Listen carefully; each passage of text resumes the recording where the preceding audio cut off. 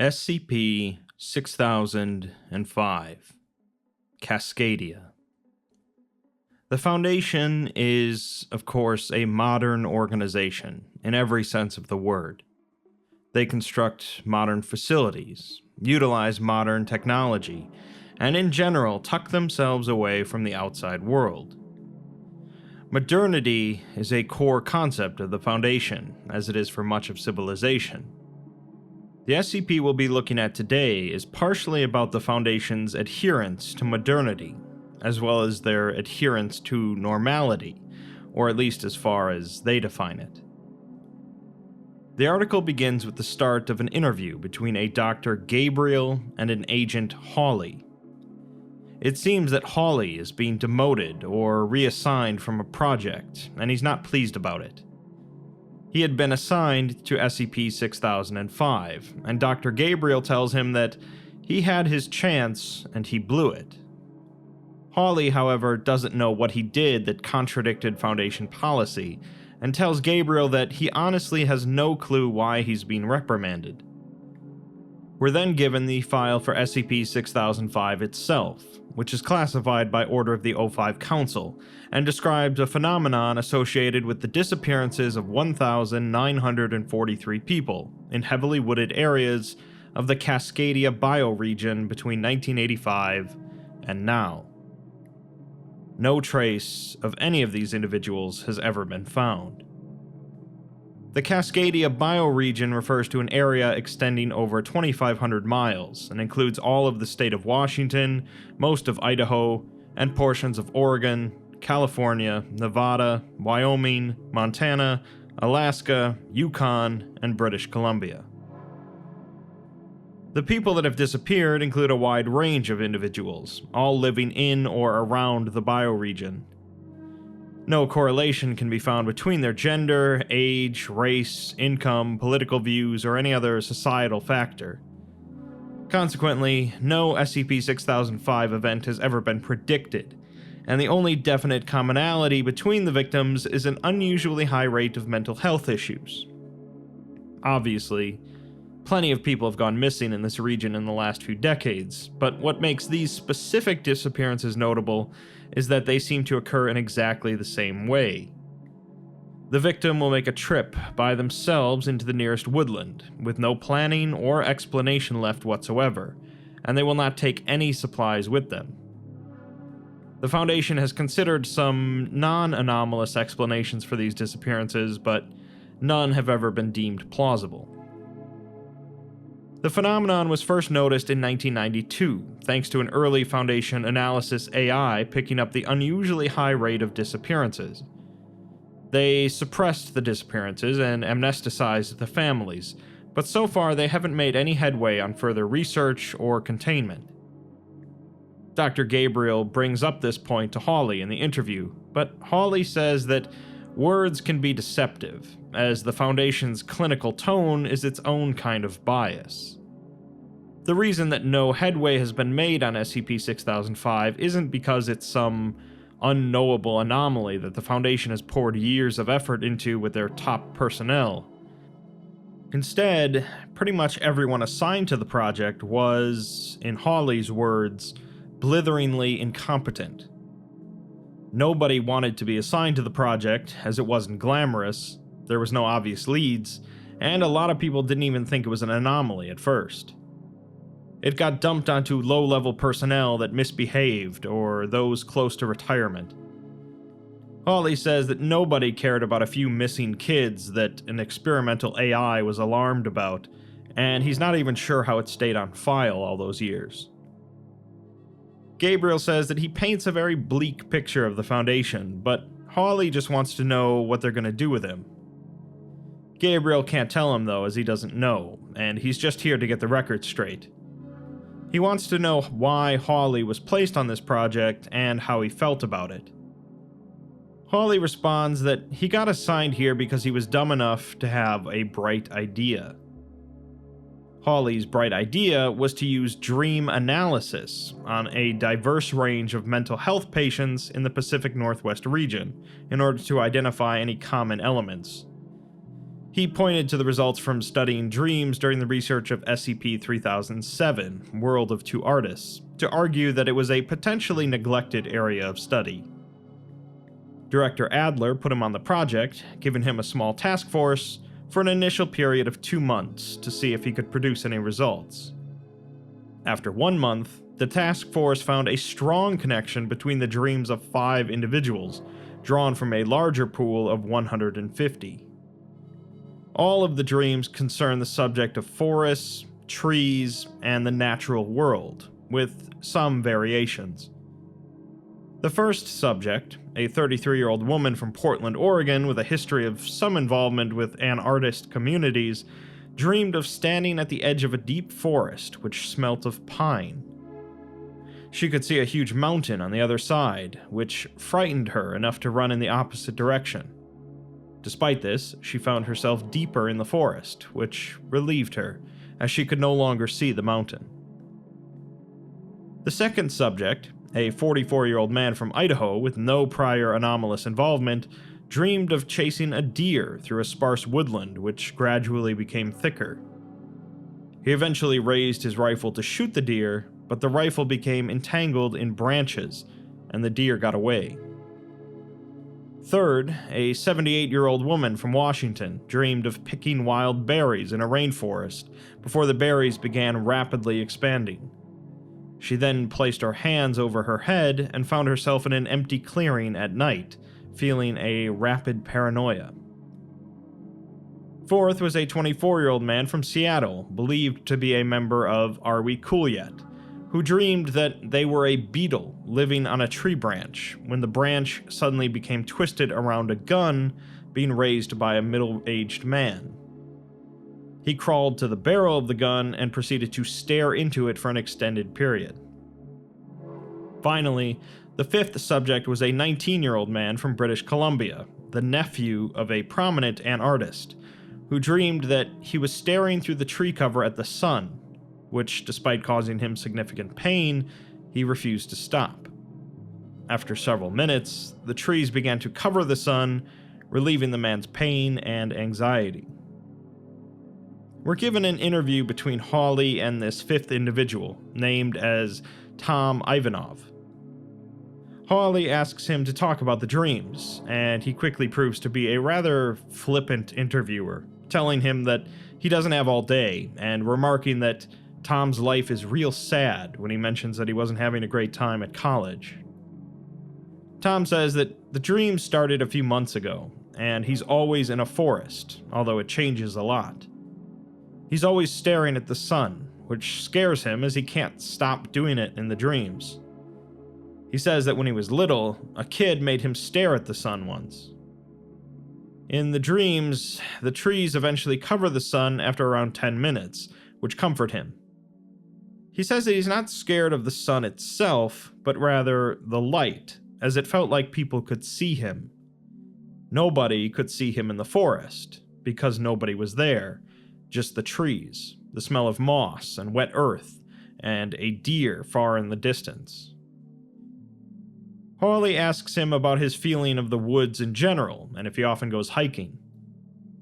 Tom says that he doesn't much anymore, but he used to with his Aunt Nora, the anartist. Hawley tells him that his aunt is on file, and asks if she's in Alaska now. Tom says that she disappeared, as she was going to head to Alaska with a group of activists, but she went missing a week before. Tom continues to mention that he has to leave, as he has something to do, but when Hawley tells him that he's staying here due to a bug that's been going around, Tom says that he wants to go to the woods, which intrigues Hawley. Back to the interview with Gabriel. Hawley says that he didn't get it then, as he was too concerned about how the dreams were all connected. He wasn't listening to what Tom was telling him. Tom kept trying to get out that night after the interview, and they had to restrain him. Eventually, the months dragged on, and they couldn't justify cell space for some kid with funny sleeping habits, so they released him. Gabriel says that was against protocol, but Hawley tells him it was the director's call, as he wanted results, but not if it meant losing valuable cell space. Less than a week later, Tom's missing persons file came in, and by then, Hawley was expecting it. 6 out of the 150 they interviewed ended up having dreams, and all of them disappeared within a month. If they expanded that to the entire region, and included people that weren't mental health patients, they could have thousands of people wandering into forests, never to be seen again. Gabriel says that would be horrifying, but Hawley just thinks of it as inconvenient. When Gabriel calls him out for not having a heart, Hawley laughs and says that the Foundation isn't here to help people. He tells him that they live in a world of dragons, hiding away in mountains or in paper boxes, and at one point he wanted to know all about the anomalies in the world. Gabriel asks him if that's why he joined the Foundation, but Hawley admits it probably wasn't, but he doesn't remember anymore. He continues on, saying that in the months afterwards, people continued to dream about forests and then disappear, wanting to be alone. It wasn't some sort of anomalous art project, as only the Foundation noticed these people were missing, and it seemed to be random and untargeted. Hawley remembered something similar from years ago, a shared dream that brought down a Foundation site. The site kept on bringing in people who'd shake the walls of their cages and scream about a garden. Hawley thought that the forest dreams might be connected, so he tried looking into the files from the decommissioned site, but they had all been wiped clean. Gabriel is shocked that someone would do that, as it goes against every protocol, but Hawley again ridicules him for his naivete. Gabriel says that they would have noticed something that large, but Hawley tells him that maybe it was a small matter, just some kids having bad dreams. He was only interested in it being a lead, so he went back to Tom before they released him and asked him some more questions. An addendum tells us that the records from the decommissioned site, Site 1015, were moved to a secure facility in Ohio, and not expunged without any explanation. Tom tells Hawley that he just wants to go home, but Hawley doesn't believe him, and they're keeping him instead of letting him slink off to the woods just yet. He asks Tom if he ever remembers dreaming about a garden, and after a few moments of silence, Tom responds and says that it's always been a forest. After asking him if he's sure, Hawley tells him to enjoy his stay and gets up to leave. Tom stops him and says that he didn't see a garden, but he did see a few things that were wrong and not meant to be there. He saw an urn, a rake, a flower bed covered in filth. Hawley asks him what it means, but Tom just says it was wrong and polluting the forest. It was a human thing that didn't belong in the forest, instead belonging under the sun. He says that they came from somewhere outside and they were brought in since they're not part of the forest. He says he doesn't know anything else, and they let him go. Hawley went back to the other 4 individuals that had been having dreams and asked them about gardens, gardening, or man-made landscapes in their dreams. All of them experienced extreme distress from the questions, but were able to provide some examples. One mentioned that the mountain in her dreams often transformed into a rotunda, a common feature of 19th century English gardens, and she could hear the sound of breaking marble after the trees obscured its view. The one hunting the deer reported breaking away from the deer to shoot at numerous carp, jumping in and out of the forest floor while hearing running water. He hits all the carp before collapsing into a kind of calm darkness. The one picking berries reported a similar dream, except that she was in a vandalized flower bed. Her distress was so strong while describing this dream that she had to be removed from the interview room. Finally, the one that dreamed of being a beetle staring down the rifle barrel reported a dream in which they were fired from the rifle, finding themselves in a large lake with the corpses of several carp floating around them. Confident that there was some connection between these dreams and whatever happened at Site 1015, Hawley decided to go investigate the former site itself, along with another agent, Casper. Command reprimands Hawley for his lax attitude towards Foundation protocol when starting the exploration, but the two agents continue into the site, located in a forested area. The main building has been clearly abandoned, with debris and plant life scattered around the exterior. The front doors easily swing open due to the locks being broken, and the lobby is dilapidated, with plants and a small tree growing up through stripped concrete tiles. Casper asks Command why this site wasn't demolished or put under basic protection, but they explain that some former sites with no anomalous matter present just get abandoned to save money. Casper then asks if they're sure that there was nothing anomalous left over, and they assure the two that there isn't, dismissing Hawley's suspicions as conspiratorial nonsense. Hawley heads downstairs to where the records should be, eventually coming to a red door with yellow and black tape curled up at the bottom of it. Inside, they find only a large, empty storage room.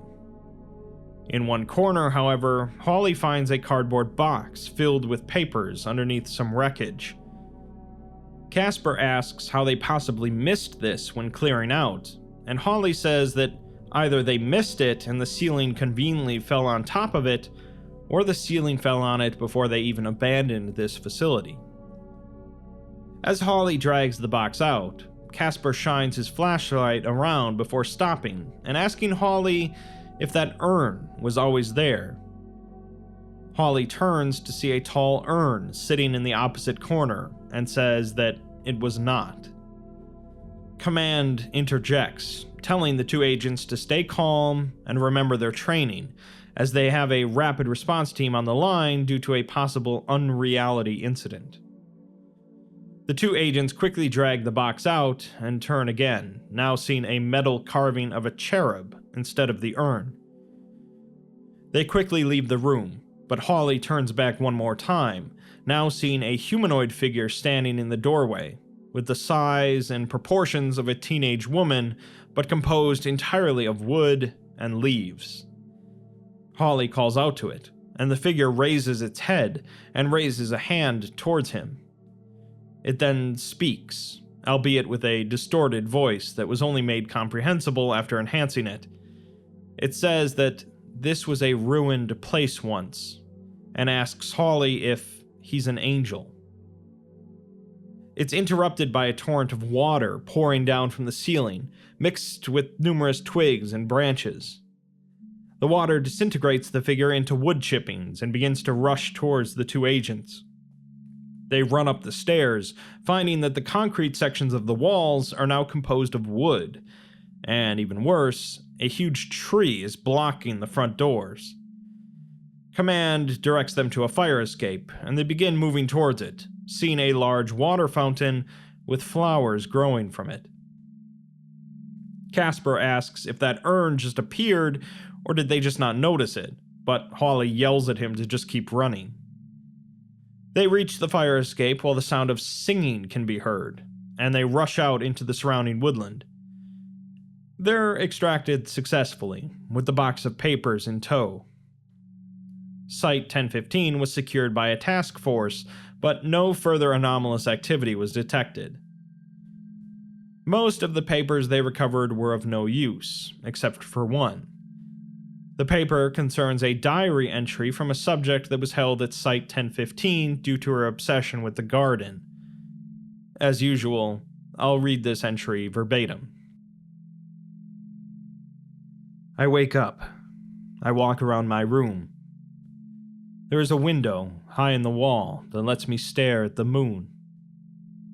It's not meant to be an unkind room, but they just don't care enough. They're exhausted. They look through me, not because they're unkind, but because they don't have the energy left. They ooze through the concrete they make for themselves, the concrete that protects something they can't even see anymore.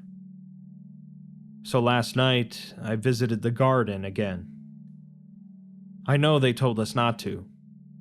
I know what they told us to do, but I couldn't help myself. The flower beds were overturned, but the dirt was still there, scattered over the grass. I put it back where it was. I suppose the others didn't notice. It looked like early fall. I saw a nightingale that Nora had made. It sang to me, and I sang back. The sky was clouded, but that autumn cloud that promises rain. The same cloud you see over dull city blocks, but here it was better. It was a garden cloud. A cloud made for gardens. How could someone else have done that?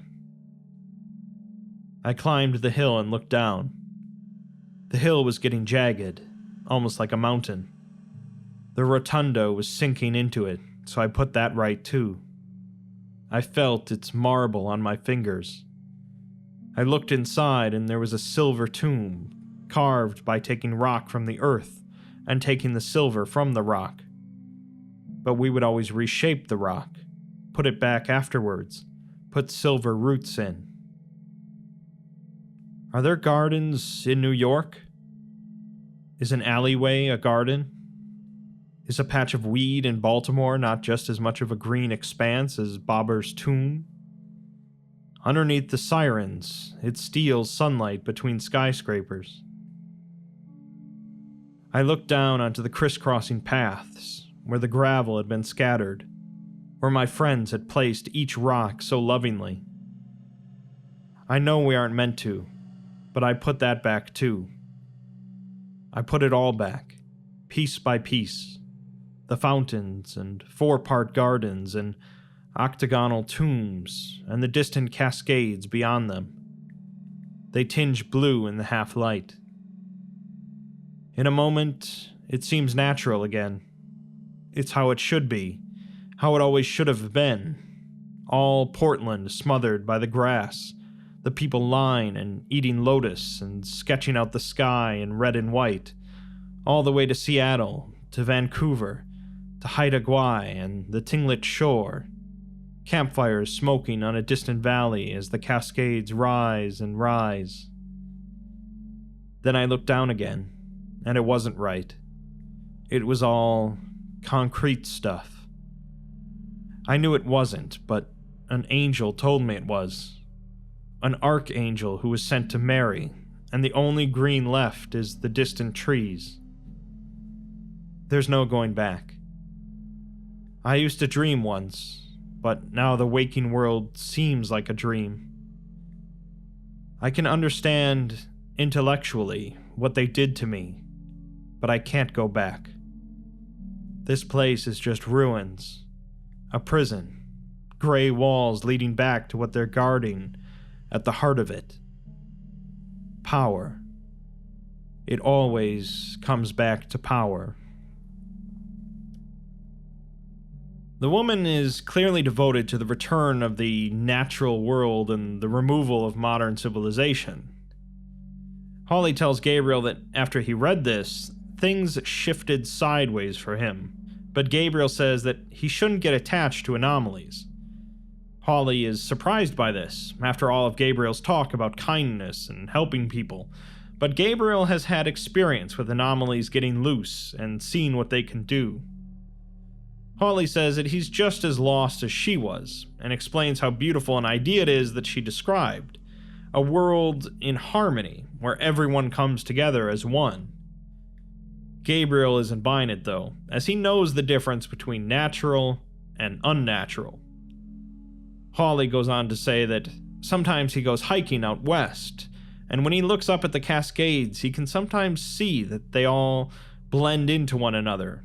Mountains colliding with another into one huge cascade. Gabriel just says that that's very poetic, but it doesn't change what an anomaly is. And if this anomaly was left unchecked, it could spread across the country, piercing the veil and wrecking cities.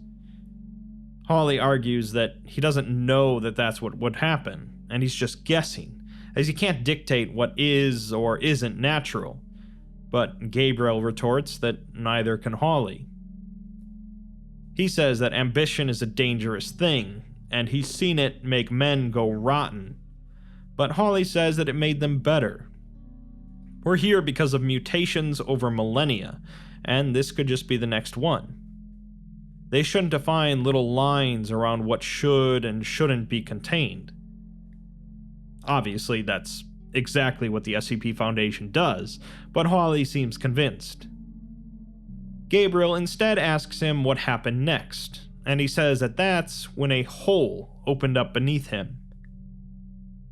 They ended up finding 2 more relevant documents from Site-1015, one being an audio log of an interview between a Dr. Castro and the writer of the diary, named Cassie. Castro asks her what she dreamed of last night, and she tells him just the forest, but he doesn't believe her. He thinks she dreamed of the garden as well, and apparently some redacted individual told her some information about it. According to the individual, it's unnatural, and it was placed in their heads to hurt them.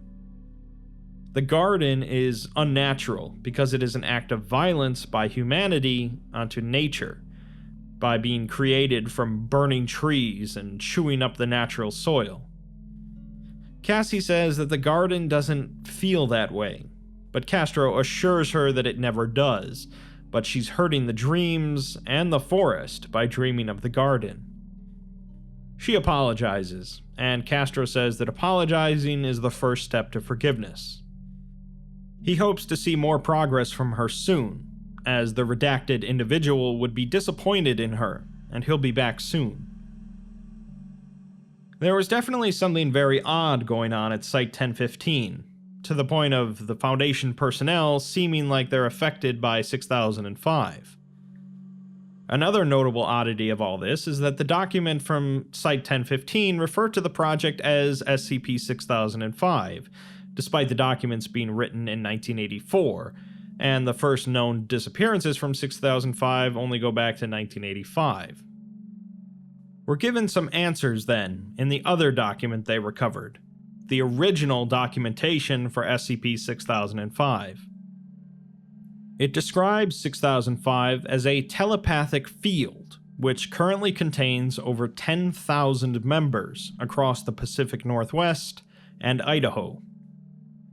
The description originally stated that it formed naturally, but it was changed to say without external interference instead.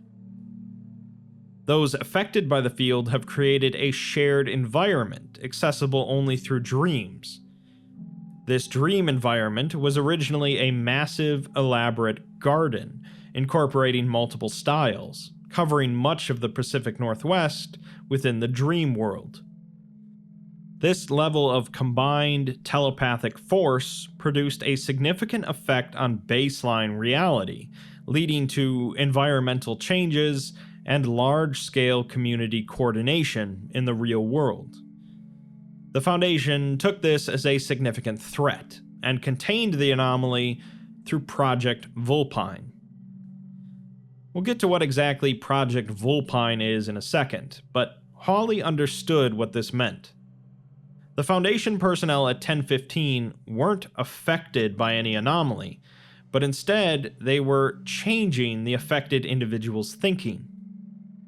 Rather than focusing on this shared garden that was bleeding into the real world, they instead became traumatized to the point of wanting to flee and disappear into the woods. Gabriel says that containment is a tricky business, but Hawley says this wasn't containment, it was genocide. They designed these disappearances and then buried it so deep that the rest of the Foundation forgot. When Hawley brought this to the director's attention, it was cast aside, and Hawley was taken off the project. Gabriel and Hawley have really switched places at this point, with Hawley discussing the importance of compassion within the Foundation, and Gabriel essentially saying that the ends justify the means. Hawley tells him that the ends are just normalcy, and they shouldn't be the ones to define where real ends and unreal begins. That's what Cassie meant by the Foundation's power, the power to define what is and isn't right, a moral code that means nothing and leads nowhere. The Foundation exists only to protect itself and further itself. Gabriel tells him that what he's saying is treason, and Hawley asks him if he still thinks that after hearing about all this and about the thousands of people that were forced to disappear. Gabriel says, yes, always. And after staring at him for a few seconds, Hawley asks what site he was previously assigned to. Gabriel slowly smiles and says that he believes there was an addendum to the original 6005 document. The addendum is, of course, the description of Project Vulpine, a large-scale psychological reorientation project. The goal was simple: change the feelings of the dreamers so that rather than the garden being associated with mutual contentment and positive life experience, it became associated with negative feelings. They then would create an alternative conceptual sphere that could self-contain SCP-6005. Through a combination of medication and psychological training, the idea was implanted in the dreamers that the garden is a human imposition on nature that actively causes suffering and harm to nature, rather than living in harmony with it.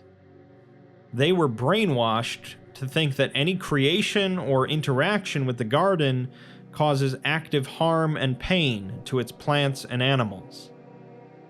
Then, they would be taught that the forest is the ideal landscape, a land devoid of cooperation. Rather than working together to build this dream landscape, they would instead focus on isolation, darkness, and avoidance of other dreamers. Foundation personnel soon found that this project led to high numbers of depression and PTSD within the dreamers, and a handful of ethics committee members became concerned at the numbers. They withdrew their objections after the potential threat of 6005 was pointed out to them. Eventually, the actual telepathic field that was spreading the garden dream became corrupted, and instead spread the forest dream. It's now considered to be fully self-containing, as the individuals that it affects will simply wander into the forest to die, rather than working together to build the dream garden as they were originally. There's another interview with Cassie listed, this one being with the redacted individual. He asks Cassie if she's been visiting the garden again, and after some prodding and assurance that they're just here to help, Cassie admits that she's not sure how the garden can be unnatural, as it was a free and beautiful place that they created. They didn't tear anything up, and they were happy, as she's never heard a nightingale before creating the garden. The individual tells her that nightingales are in forests too, but she yells that she doesn't want to go to the forest. She just wants it to be like it was, where she could walk down the paths and stretch her arms. The individual says that he's very disappointed and surprised at her, as she must have forgotten how much the plants and trees scream when you tell them where they can grow. She says that she can't feel it, and he asks if he needs to remind her again. The sound of a bag being shuffled is heard, and he says that she'll have to listen to their pain again so that she knows what she's doing to the trees. He asks her what it was that she asked him last time he was here, which was if he's an angel. He laughed at this, saying that he just shares a name with the archangel that came and told Mary what she had to do, and now he's here to tell Cassie what she needs to do. Cassie apologizes, and he says that it's okay, as they're just here to help. Of course, the individual was Dr. Gabriel, who ran the project. He tells Hawley that he's not a megalomaniac. He's just a doctor, and he did what he had to do. He says that the ethics committee had no issues with his actions, but this only causes Hawley to snort, and tells him that he still had a choice. Gabriel says that the two of them are no different, as Hawley has been a Foundation agent for years and is just as complicit. Hawley agrees that they're all complicit every day, but you still have a choice. You can keep your head down and pretend like nothing's wrong, like it's fine that the skies are dark and the buildings are gray, or you can do what he's done. Gabriel asks him what he's done, and Hawley slowly smiles, explaining that there was one thing that always bothered him. They never got a good description of the garden, and he wondered where the nicest place to lie down and look at the clouds was. Gabriel is surprised that that's what bothered him, since he failed in his investigation and never found out why these people were actually disappearing in the forests. Hawley says that that part was actually easy in the end, and goes on to explain what Cascadia is as a bioregion. The concept is an environmental region wherein communities make more sense when they're tied to particular environmental zones. It's a more harmonious way of living, as the entire region is run by interconnected communities that draw upon the world around them. What this all means, according to Hawley, is that Gabriel had no idea what he was doing. The telepathic network was an interconnected system, and Gabriel didn't turn that psychic energy inwards to contain itself. He just hid it somewhere more convenient. Gabriel doesn't follow, and Hawley isn't surprised, telling him that he doesn't understand people due to sitting in his little office and pushing numbers together. With that, Gabriel prepares to leave, telling Hawley that they'll likely ship him off to Arizona for all this, but he still doesn't know what he did wrong. Gabriel says that he said it himself. They have power, and Hawley does not, and they want him gone. Before Gabriel leaves, however, Hawley stands up and asks him where he thinks he is.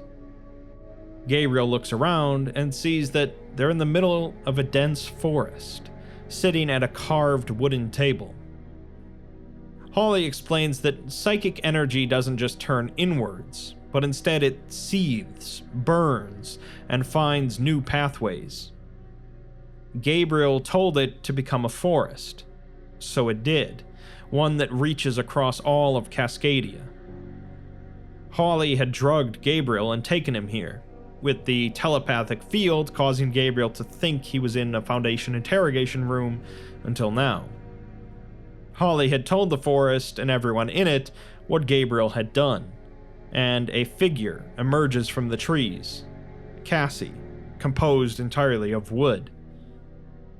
Gabriel is immensely confused, and a wooden hand emerges from a nearby tree and grabs Gabriel, who shouts at Hawley to get it off him. Hawley says that the forest is just exercising its power, whatever scraps it could reclaim. More hands emerge from the tree and from the ground, each of them grabbing Gabriel as he struggles. Hawley simply laughs and pulls out a cigarette. The hands begin pulling Gabriel towards the tree as cracks open in the bark. He screams at Hawley to stop this, as he can't decide what's natural and what isn't, but Hawley just says that neither can he. Hawley drops his cigarette and walks away while gently whistling, as Gabriel continues to get pulled towards the tree. Later that day, it rains, turning the cigarette to mush and spilling the tobacco onto the earth. The SCP-6000 contest was focused on the singular theme of nature, and 6005 is one of the entries that really hones in on that theme. The idea is not necessarily that the natural world is strictly better than the modern one, but rather that the Foundation continues to grant itself the power to decide what should or should not be. Perhaps the world would have been better off if 6005 was allowed to run free, creating a shared harmony of a globe-spanning garden. Or perhaps the Foundation was right, and it did need to be stopped or curbed in some way. Rather than trying to find a workable compromise, however, They enforced their power with no regard to the consequences, and now the forest they've created is left to grow as it pleases. It's hard to say if the ending of this one is a positive one, especially as the aftermath is left unstated, but Dr. Gabriel got his comeuppance for justifying the means. Knowing the Foundation, they'll likely find a way to crush this dream one way or another, with the best of intentions, but the natural world will continue to persist.